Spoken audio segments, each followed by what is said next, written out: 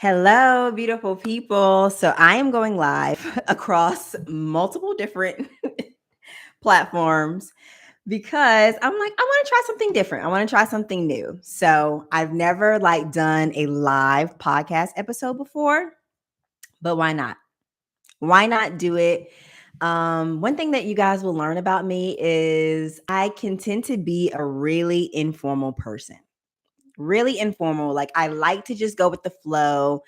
I'm definitely one of those girls where I can just throw on something and go. Like, I don't like to be all dressed up and all glammed out every single day. Like, that is draining to me. So, today is Wednesday, and a, a new podcast episode goes live every Wednesday. And I was just sitting down, just like, I don't feel like doing it.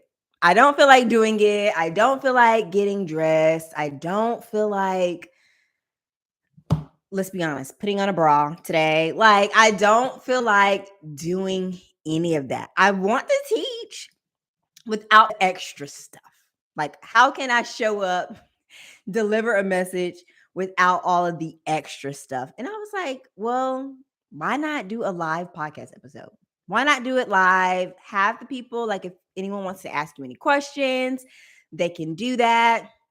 And just come on, be who you are, tell the people what they need to know. So that is what we're doing today. So welcome to the Honest Plan podcast. I am your host, Tiana Hicks. And we have a lot to talk about today. One, it was just announced that President Biden has agreed to discontinue or cancel $10,000 of student loan debt for most borrowers. So there was a little some stipulations between that, and I can pull it up. I should have already had it up, but there were like certain income stipulations between the people that would actually qualify for this plan. So you would need to earn less than $125,000 per year if you are like just a single person, or $250,000 a year for married people. He also stated that if you are a person that qualified for Pell Grants, you can get up to $20,000. So this is like just now coming out. It just literally came out maybe an hour ago. So there's not much information on it. But I believe that he is going to come back later this afternoon and, give us some more updates. So definitely be sticking around, or just kind of dipping your ear in that, trying to figure out like, okay, what's next? Because if you guys don't know, student loan debt is supposed to, student loan payments, are supposed to continue September 1st. So we need to be figuring out like, okay, how does this translate into our student loan payments? Like, okay, the $10,000 is going to, be canceled, but when is it going to be canceled? Does that mean I still have to start my payments on September 1st? And you guys, this is a really, really good time. So maybe not today, because I'm sure the student loan providers are like being bombarded with questions, or being bombarded with just a lot of calls today. So the wait time might be like absolutely insane. But maybe like sometime later this week, or even next week, this might be a really, really, really good time to call your student loan providers and just ask them questions. Like, ask, okay, if student loan debt is going to be continued, make sure you know exactly which plan you are like going to be enrolled in. Because if you don't call and like explain like your financial situation or what you have going on, they're not going to know, and they are going to enroll you in whatever plan they want to. So there are plans like income driven repayment plan. So that is like a plan that's like based off your income. So let's say you make $40,000 a year, they won't like give you a student loan debt payment that's like $500, $1,000 plus, because they know that maybe you can't afford that. So they're like more willing to work with you. So get on the phone. Don't be afraid to ask questions. Don't be afraid to get clarity when you need to get clarity, because this is your debt. This is your money, and you need to know where your money's going. So don't be afraid to just ask. Don't be afraid to ask. And I have a YouTube video about this. I did it. It may be a little outdated. I did it in late 2019, but it's still really good. Like, there's still some good gems in that. So if you're having questions on like, okay, how do I start to repay my student loan debt? Definitely check out my YouTube. I have a episode on there, or not. It wasn't a podcast episode, but it was just a video on how to repay your student loan debt. So that is that with student loans. If you guys have any questions, feel free to drop it in the chat. This is why we are doing a live podcast. I have no problems answering any of your questions. So just let me know. But you guys, so we are tomorrow officially, we'll make 4 months until Christmas. 4 months until Christmas. And I know some of you guys might be listening and you're like, well, I still have time. I'm not rushed. I don't feel any pressure. I would like to caution you.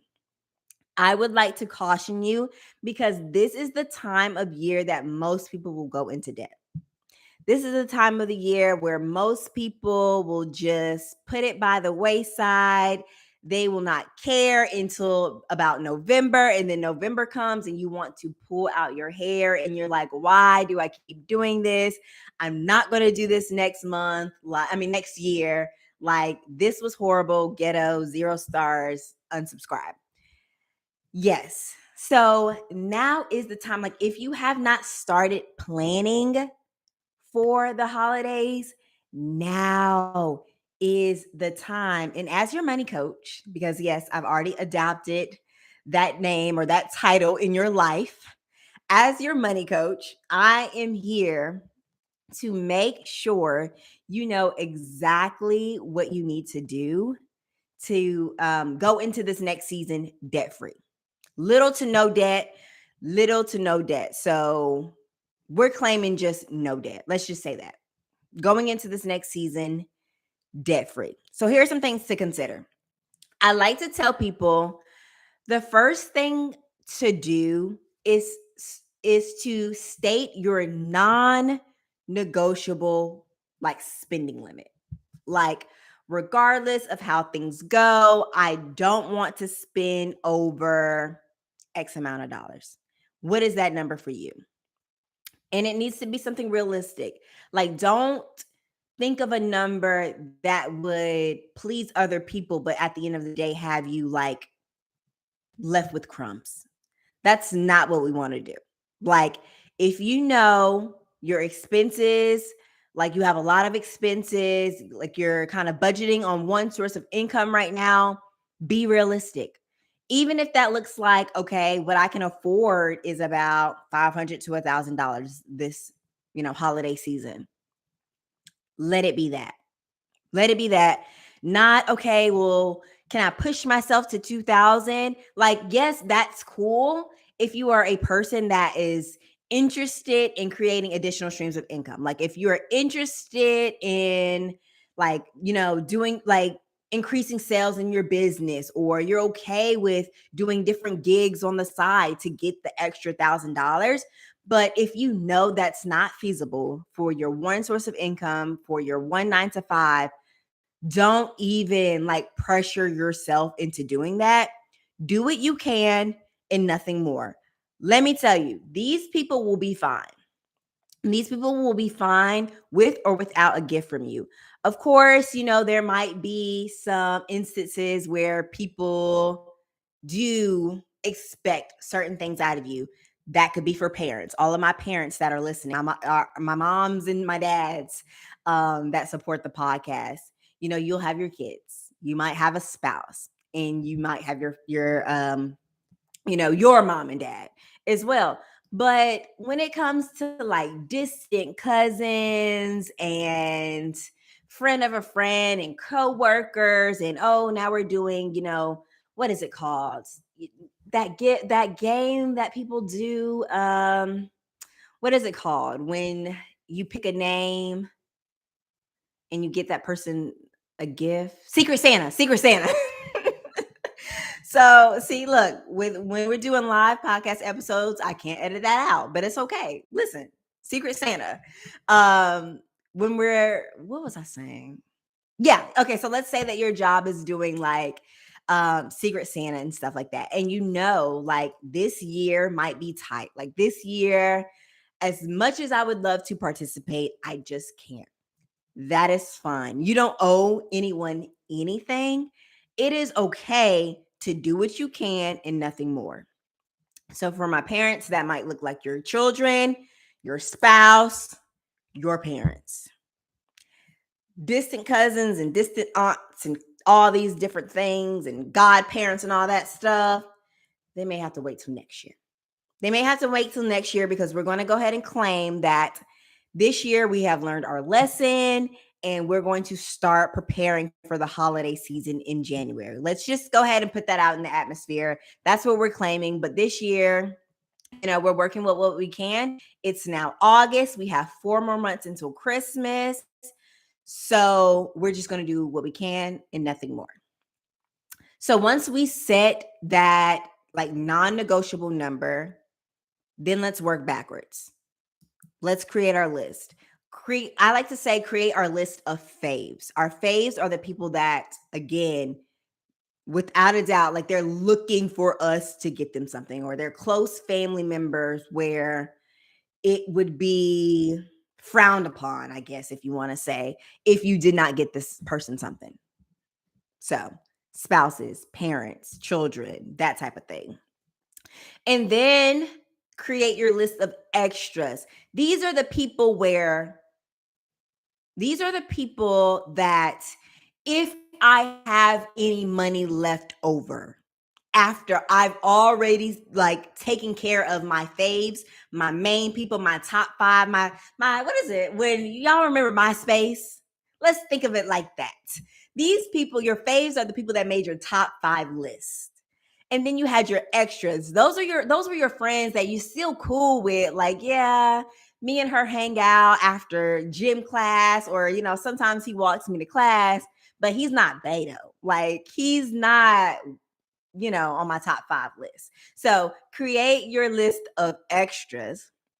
Those are the people that kind of will be on the back burner if I have anything left over after I have spent my money on my faves. Then I will double back to those people. So that's that.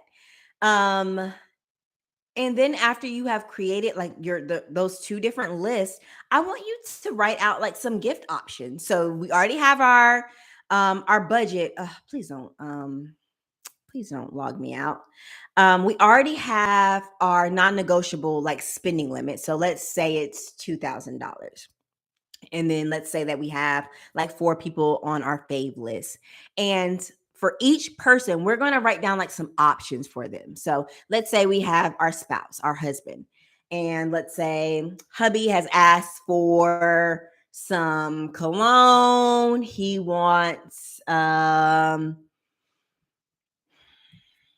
what does hubby want? Y'all drop it in the chat. What does hubby want for Christmas? Let's say that he asked for some cologne. He asked for a gift card, a PlayStation gift card, and a gift card, or some clothes to whatever his favorite store is. So those are your 3 options for him. Write that down and like put a link to like next to the option. So not only have you kind of like made this process easier for you, but in the case that this item ever goes on sale, like exactly like where to go to look for it. So let's say one of the items that you have put down on your options list is like something from Macy's. Y'all know from August to December, Macy's is going to have some type of sale. Macy's is going to have some type of sale, whether that's Black Friday, whether that's Cyber Monday, anything. But you've already like made this process so much easier for you. So when Macy's starts to mail you coupons or send it to your email, you already have it right there. So you're like, okay, yep. All I've been waiting for is like the coupon code, or all I've been waiting for is to get all the funding, for this gift. As soon as you have it, go on to your list, you click it, go ahead and check out. Boom. Hubby taken care of. And maybe it's like, okay, I get two things, like two options per person, or just kind of whatever your budget can allow. Remember, we're doing what we can and nothing more. What we can and nothing more. So maybe you start off by one option per person on your fave list. If you have extra money and you want to like circle back and buy two options per person on your fave list, do that. Or if you want to just be like, okay, I can just buy one gift per person on my fave list, and then I'm going to go to my list of extras. Like the options are endless, but just doing what works best for you. I think that's the biggest thing. Doing what works best for you. I will never be the coach that will say like, there's one way to do something. No, there is a million different ways to do things. Like some people are like successful with the things that I teach. Some people are successful with the things that Dave Ramsey teach. Like, there are many different sides. So just kind of picking which one works best for you, which one works best for your financial situation, which one works best for your family. So again, these are just options, mix and match, and just kind of plug and chug. Something that someone says a lot, I can't remember who says it. It may be one of my friends. I don't know. But she's like, just think of the information that you get online like as a buffet. When you're going down the buffet line, you take what you like, you leave what you don't. You take what applies when it comes to like learning things online, take what applies, put what applies on your plate. Everything else, leave it for the next person. So, boom, there's that. One thing that people forget about often when it comes to preparing for the holidays are like any of the miscellaneous items that comes with it. So that might be Christmas trees, lighting, maybe you want to decorate your house. Like some people go all out for Christmas. Like they'll have a inflatable Santa Claus in the front. They'll have 5 different Christmas trees and all of that type of stuff. So when you're thinking about financially preparing for the holidays, don't be so close-minded to just gifts. If you know every single year you are responsible for more than just gifts, plan for that. Plan for that. Like plan for the worst case scenario. Plan for, okay, and even outside of just like decor, what about, hold on, you guys, hold on. Okay, sorry about that. So even outside of decor, what about let's say like some people like to bring like different items to people's house like for the holidays. So kind of like a potluck type of thing. Like everyone has to bring a certain dish to grandma's house. So auntie brings mac and cheese, so and so brings the turkey, so and so brings the ham. So if you know that is your family tradition, how much is it going to cost for you to bring your part of the piece, like your part of the potluck? How much are you responsible for? Are you responsible for the turkey? Okay, how many family members do you have? How many family members will be there? Okay, how much money will it cost to buy a turkey for X amount of people that will be there? Make sure that's included. So once we go to like, we're creating our list. We have our list of faves, we have our list of extras. Now let's create a list of any of the miscellaneous items, the decorations, the food, the Christmas trees, the this, the that, whatever comes up in your family, in your household for the holidays, make sure that is on the list and do exactly what we did for like the people. Let's do some options. Okay, maybe you need a new Christmas tree. Okay, Michael's has Christmas trees. Target has Christmas trees. Walmart has Christmas trees. Put the list, like put the options there, put the links.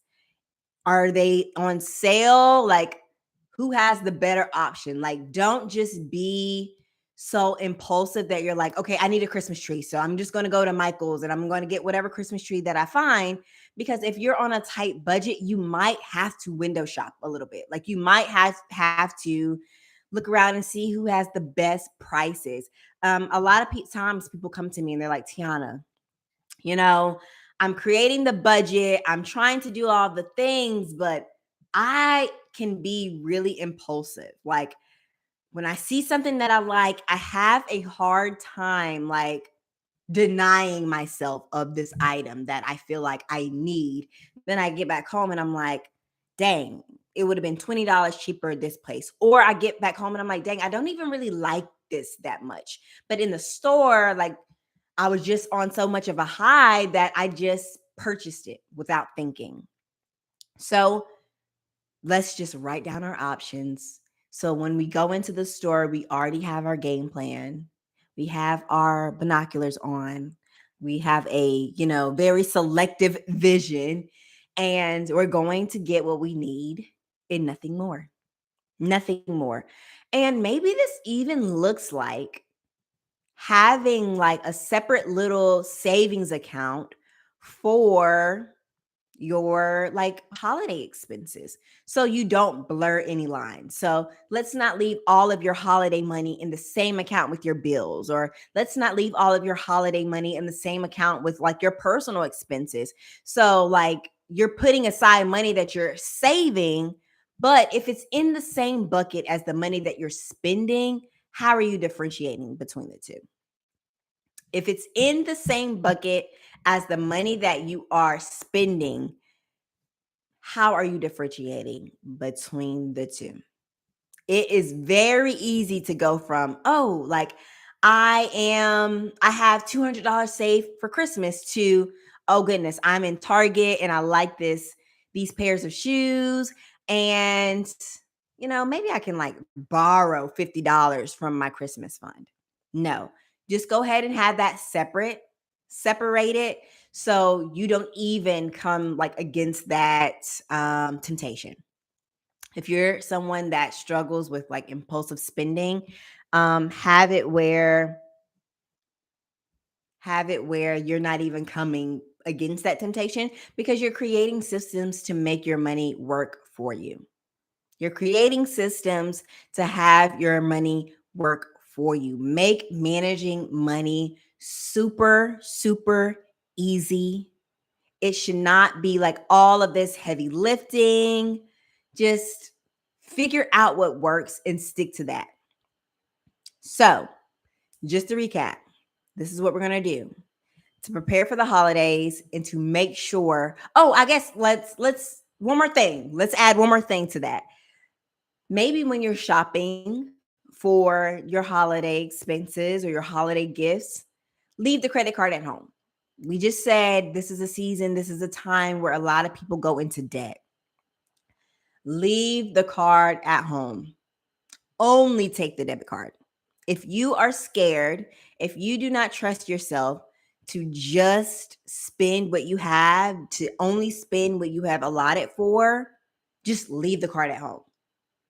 Even when you're doing like your online shopping, because I know it's been a lot harder to actually shop in the stores. Like the quality of the products are just not the same, or the selection is just not the same as online. So even if you are like shopping online,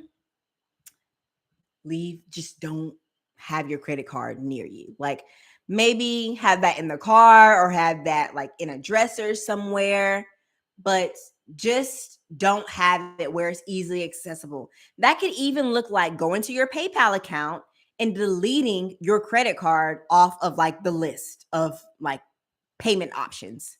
Delete it off of PayPal, delete it off of Amazon, delete it off of Apple Pay.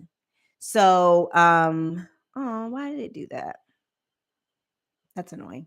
Delete it off of all of those things so you're not even tempted to just be like, yeah, I have the money saved, but I'd rather spend it on my card. That also means maybe no to the buy now, pay later stuff. All the Afterpay, all of those different apps. There are a ton of those. I think a lot of us don't understand that that is also a form of debt. Like that Afterpay and stuff, it is also a form of debt. When we think of credit cards, there's something that we spend now and we have to pay later. So it's the same as having a form of debt. You're adding on an extra payment into your like financial plan. If you are already tight on money, like it doesn't make that much sense to add something else to your plate. Even if it's just the $20, because this is how we end up getting tripped up. We're like, okay, yeah, Afterpay said instead of me paying the $80 now, I can pay $20 for 4 months. Yeah, I understand that that's cheaper in the moment, but so many of us get caught up by doing this too often that that $20 now turns into okay, $40 because I just did it again like 2 days later. Okay, now $60, now $100, now this, now that. I've worked with someone before that they had about $300 like of monthly Afterpay payments. And we really just had to sit there and do the math. And I'm like, so this was cheaper than just paying for one of the service outright? It wasn't. It wasn't. And they just like automatically go in and like take it out of your account. Like if you have the money on hand, just pay it. If you have the money on hand, just pay it. If you set the money aside, like if this is like within your non-negotiable Christmas or holiday spending budget, just pay it. Just pay it. I promise you, you will be thankful in the end. Going into the new year with like going into the new year with memories and just being able to be surrounded by your family and not having to worry about, dang, how am I going to pay for so and so? How am I going to pay for this? Especially, it hits different. I guess for me, it hits different. Like, how am I going to pay for something for somebody else? Like, I'm repaying on a gift for someone else that I'm not even like, it's not even for me. No, I don't want that. I don't want that. So if I have the money, I'm going to just go ahead and outright and pay for it. If not, I will wait until I do have it. Or here's the thing, just not get it at all. What are some other options? Remember, we said we're going to write maybe 2 to 3 options per person. So, what are some other options for this person that might be more cost effective right now? And you guys, if someone is upset with you, and maybe just outside of children, because children don't understand, like we're not expecting them to understand like mom or dad doesn't have the funding to buy you the newest Nintendo Switch. We're not expecting them to understand. But I'm talking about grown people. If a grown person is upset with you for prioritizing your own financial goals by prioritizing being debt free or prioritizing going into this new year like a better person, that's not the person for you. They don't even deserve to be going into this new year with you. So don't even be pressured to do something like that. If you can't afford it, you just can't afford it. Not let me put it on a credit card. Let me do the Afterpay. Let me do this, because in the end, you're going to be like, why did I do that? That was just so silly. Like, I shouldn't have done that. Next time, I'm not going to do that. And things like that. So I hope this was helpful for you guys. And just a shameless plug. I just recently came out with a new product called the Budget Basics Bootcamp. And inside of that bundle, I have like 3 of my highly rated master classes in there. So I have budgeting for beginners, how to financially prepare for the holidays, and 3 secrets to earning an extra $1,000 per month. Those are like my most popular master classes that I've done. Those are the master classes that have helped a lot of my clients like save way well over or not save but earn well over $1,000 and fully fund their emergency savings, create plans that actually work for them. So I just released this. Really, really excited about it. Like just the templates alone, you guys are just chef's kiss. They're amazing to me. I am a spreadsheet girly, so I love creating spreadsheets that help me make managing money easy. If you know anyone that has ever worked with me one on one, they're like, listen, Tiana will come up with a spreadsheet out of nowhere. Like, don't let us be on a call and you're like, gosh, I can't figure out how to do this. I can't figure out how to do that because my brain just starts to going. It just gets going. I just think about, okay, well, how can I, translate this into a spreadsheet that'll do the math for you that you can just look at it and boom, boom, boom, boom, boom. This is what I need to do. So I have multiple different of like my resources in there. So I have like a zero-based paycheck budget like spreadsheet in there that does all the math for you, that separates your money for you, that like actually shows you how much money needs to go here, how much money needs to go here. Because I'm a person that, again, separate and automate your money. Separate and automate your money. All your money should not be in just one pile. So the spreadsheets that I created helps you like visually see, okay, this is how much money needs to go into this account. This is how much money needs to go into this account. This is how much money I'm saving. This is how much money I'm tithing, all of those things. So definitely check that out. You can do so by visiting www.thehonestplan.com/bootcamp. I will also link that into the show notes here. So definitely check it out. It is worth way more than I, priced it at. So definitely do that before one of my friends texts me and like, girl, are you crazy? So yeah. But I hope this episode has been helpful for you guys. I really enjoyed it, and I will see you next time.